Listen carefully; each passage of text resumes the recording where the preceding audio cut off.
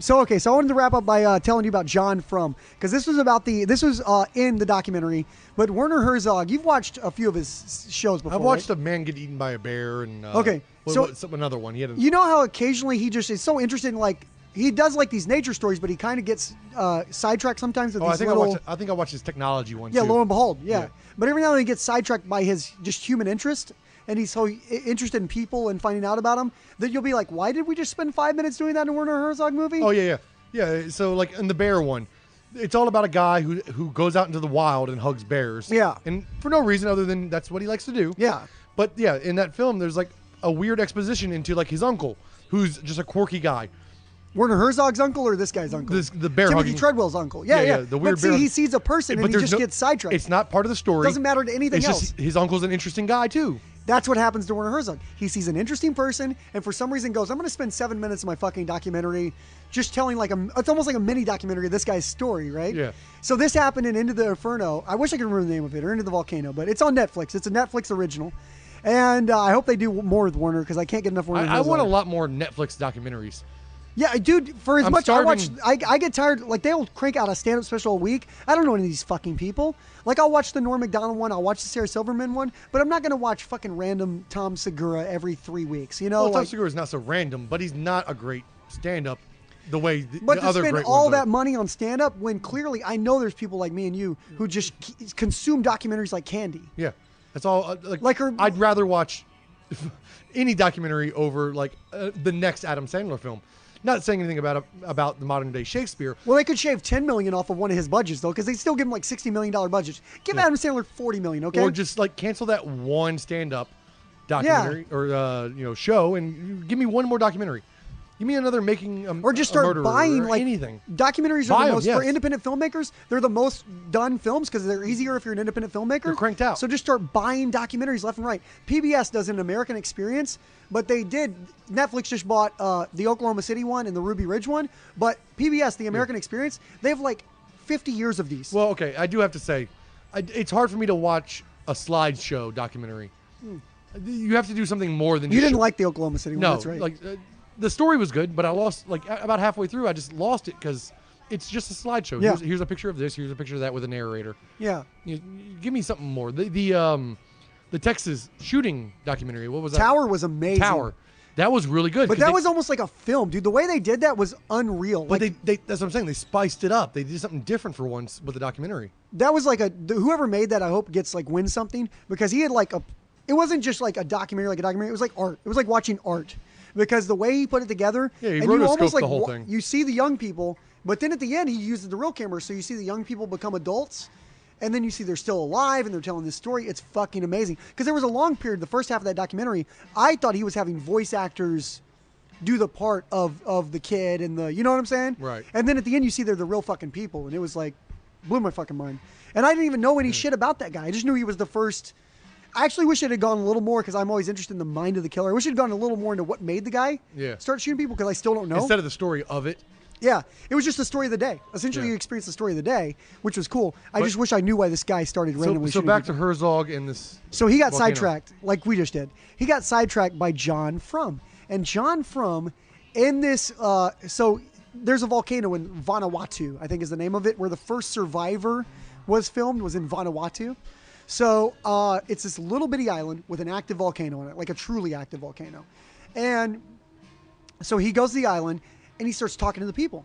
It turns out the people every year worship a god named John Frum. John Frum is an American GI who visited them in the 1940s and brought with him goods and food and things like that. And so they, to this day, worship him as a god. It's the classic like story of like a dude shows up and then all the natives go, the white man is God? That's happened quite a few times. When planes were flying over some of these Pacific islands, and then later on we discovered the island, like people went in there to see what was going on. They had built like weird wooden planes as monuments. They're called cargo cults. This is a whole thing. Cargo cults. Because stuff would arrive, like goods and boxes, and they'd go, this must be God. Which makes sense if you don't know like anything about the modern world, Makes perfect sense. Whenever I think about like how like all the ancient cultures had like 87 gods, it makes sense to me, because you're just like, well, that's sun. I will worship the sun that gives me life. That is the plants. I worship the plants that give me life. It makes sense because you're staying alive. Yeah. So worship the shit keeps you alive. So they are still worshiping this dude who just randomly showed up. I'm just imagining a dude who got lost, okay? And they just start worshiping He him. probably got shot down in an air battle. Yeah. So again, this is where the biblical shit comes from. You know, oh, the gods were fighting in the air, and then one visited us and saved us. Yes. And that's John Frum, who got shot down fighting the Nazis or whatever, the Japanese.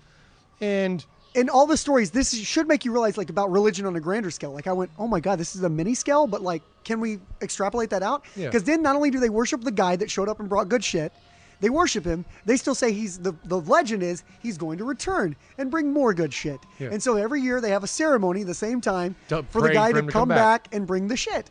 And they worship him and they sing John Frum, John Frum, John Frum, John Frum. And they wave American flags. Like in Vanuatu, they have USA inscribed on their chest.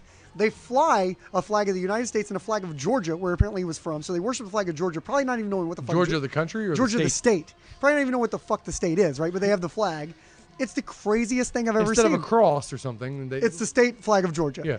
But they don't associate it with the United States of America or the state flag or anything. Well, USA to them is probably heaven. I Yeah. don't know. That's probably the heaven, right? Yeah. And so, this is like, a symbol of heaven. yeah. So to me, I go watching this. Now, That's fucking every goddamn religion. I just had the greatest idea ever. What's that? We go kidnap one of them.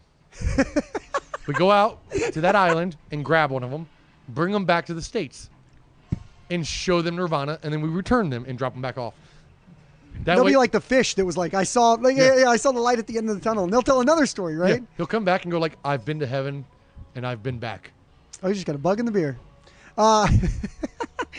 So I don't know. I just kept thinking about it because to me, I was arguing afterwards. It always gets me. Again, I'm not an atheist. I'm like an agnostic, meaning I don't fucking know. Okay, and I'm not going to profess to know, and I'm not going to proselytize to anybody about knowing shit. But I am going to say to people who say that they know, because that's where I always get like irritated by people when they claim to know for me. Like they go, Yeah. JC, you got to get with the program, motherfucker. This You're is the missing truth. out on the Everything truth. else is wrong. How do you not see the truth? And I get like, how the fuck do we know what the fuck truth is? Yeah. But I go, it's interesting to me. I was in an argument with someone, not an argument, discussion, but I said, isn't it interesting how if you look at every religion, no matter how old it is, there's always like a dude. Like there's one dude that they go, this is the dude, i.e. John Frum, David Koresh, any of them, L. Ron Hubbard. There's always a fucking dude. Jesus himself.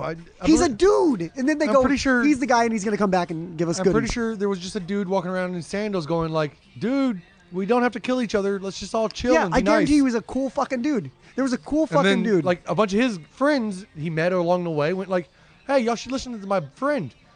Because he was probably a great orator. He was probably very charismatic.